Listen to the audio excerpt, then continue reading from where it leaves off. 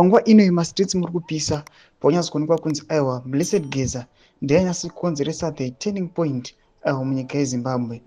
Everyone, vanhu vese munyika yeZimbabwe vaitya kuataka vakomana ve the ruling party pamwechete nemutungamiri wenyika yeZimbabwe.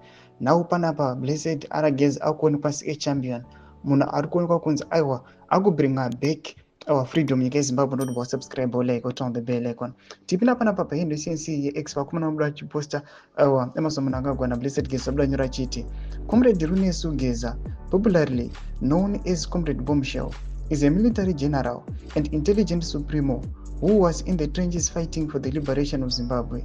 He is the only man who has come to public to question why Crocodile is personalizing Zimbabwe.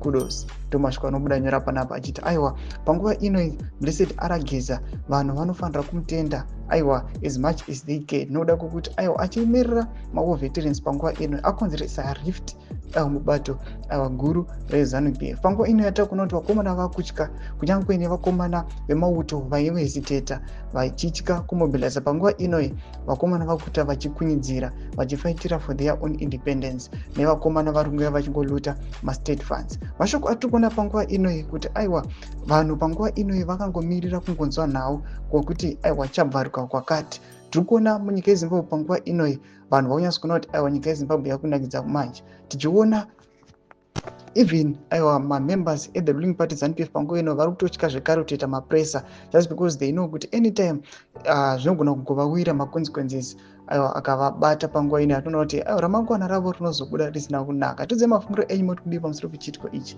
Penda comment section medu tudze mafungiro enyu. Subscribe or like, turn on the bell icon.